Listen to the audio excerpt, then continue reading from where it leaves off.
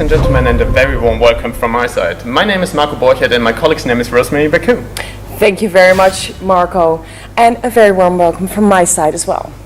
Today we would like to talk about a very interesting topic popping up at the moment, Rose. Absolutely correct.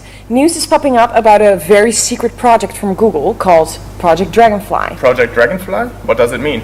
That's a very good question. Let's ask our regular guest speaker, Professor Alexander Capri, and have a little bit of his mind about this topic. Okay, so Project Dragonfly, I think, represents two very distinct themes for me from a business perspective. One is, how core is a company's value system to how they operate around the world? And two, can that core value system be modified to compete and operate in a localized setting? So in this case, it would of course be China. And can Google, or any company like Google, completely change or bifurcate its core values? Thank you, Alex, for your brief introduction. Let's dig a little bit deeper into it, Rose. Yes, let's dig a little bit deeper. So from my understanding, China and Google aren't in a good relationship. It's been trouble from the start. They entered in 2006, and after 4 years they moved to Hong Kong because of its censorship. Now, when this Project Dragonfly, they're trying to re-enter the market, and the strong approach for abandoning this censorship seems to have faded away. This is causing a lot of controversy because The Intercept leaked the documents. Thank you, Rose. Before we analyze the status quo, let's have a little bit of a better understanding about the timeline. What happened before? Google first entered the market in 2000. It used a soft market entry approach by launching a simplified Chinese version. In 2006, Google officially entered China with its core product, subject to censorship by the Chinese government.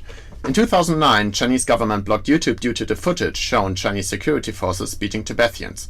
In 2010, in response to a Chinese hacking attack on them and other US companies, Google pulled out of the market. Since 2014, Google's internet mail service, Gmail, Chrome, and Google-based search inquiries have not been available in China. So, in order to get an understanding about this really interesting project, we invited 3 experts. One is an institutional expert from NUS, the other one is a field reporter, and we have someone at the headquarters in Google Singapore. Let's have a look at the institutional background. Cornelia, can you hear me? Absolutely, thanks for having me. Over the past few decades, China has undoubtedly grown into one of the world's largest economies through liberalized markets. However, with financial liberalization also comes an influx of ideas and information flows from the outside, especially through the internet. As Deng Xiaoping put it, if you open a window for fresh air, you have to expect some flies to blow in.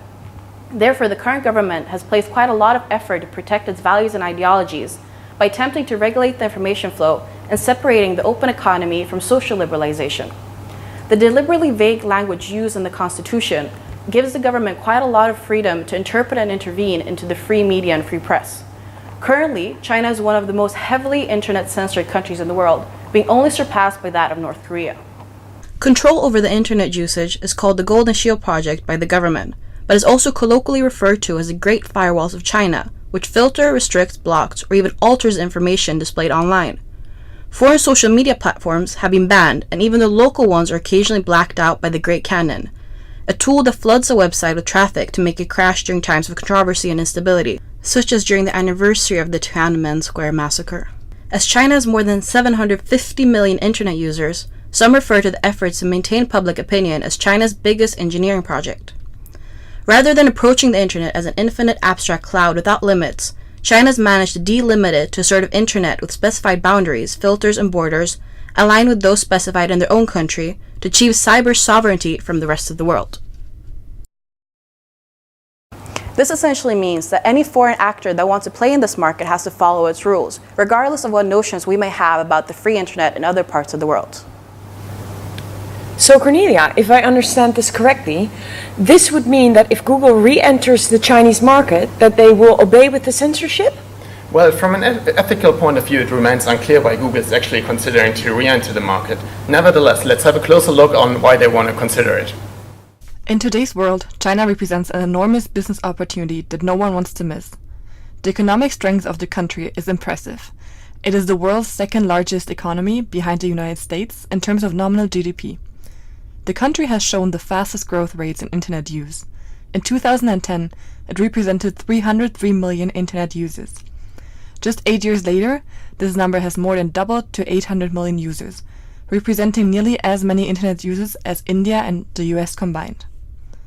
In addition to that, the country has turned its image from a copycat economy to a hotbed of innovation and leader in artificial intelligence, being home to many of the world's most renowned and progressive companies, like Alibaba and Tencent. Let's find out more about Google's ability to compete in the Chinese market. Claudia, can you hear me? Hi Marco.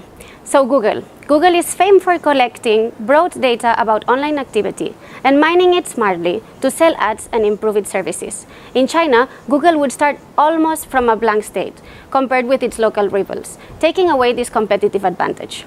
Because Google has been absent for so many years, it has a lot of distance to make up for. What are the main challenges Google is facing today? Firstly, Google knows relatively little about those customers. Secondly, multi-billion-dollar government subsidies have been given to national Chinese companies, and there is a less than favorable attitude toward Western companies in China.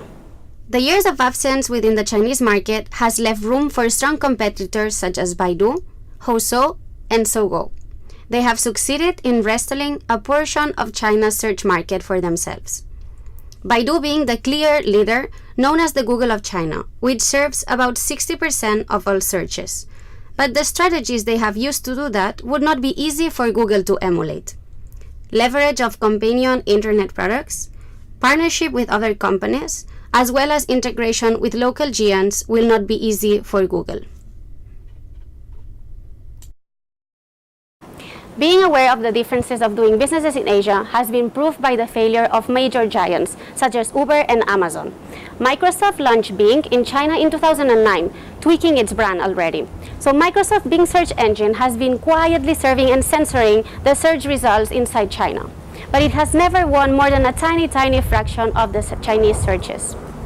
After all this, we could really ask ourselves, does China really need Google? Back to the studio.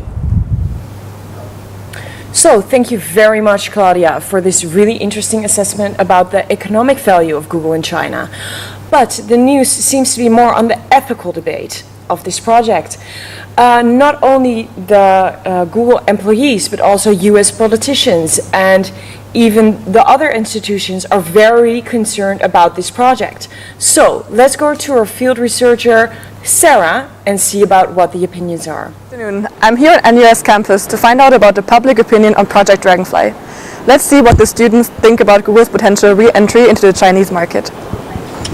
I think Google, like any other business like Facebook, wants to enter the Chinese market. And I'm not really sure why the Chinese population would be attracted to Google when they already have like existing services. So I'm not sure how Google is gonna value add to like their existing lives.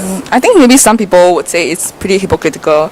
Like if the company's like mission and values like are starkly different from what China has to, like their human rights issues, you know, I think maybe people would say like, okay, it's quite hypocritical. Like if they really want to stand by their values, they shouldn't even think about entering the Chinese market. But I guess economically it makes more sense, and I think that really like outweighs the whole like company values, company image thing. The ethical dimension of this business decision cannot be neglected. The implications of re-entering in the Chinese market are a stark contrast to the values that Google is traditionally known for, including freedom of speech, democracy on the web, and integrity. Accepting Chinese rules of the game would mean way more than giving up Google principles and transforming it into another bottom line booster. It will signal the failure of Western values and democracy as we know it. Google will become an active collaborator in the Chinese government's efforts to silence dissent through censorship, mass surveillance, and the use of criminal charges. This would represent a huge victory for the Chinese government and could have wide-ranging implications, including further escalation of the current tensions between the US and China. Back to the studio. Interesting stuff going on at the moment, don't you think, Rose? I would never have thought that this might have such a great impact, and I think not a lot of people are aware of that. I think it's a really good thing we addressed this, Marco. There will be a lot more news in the future about this project, and we will keep you updated, folks. So, this was Marco Borchert, and I'm Rosemary Berkhout, and we wish you a very lovely day.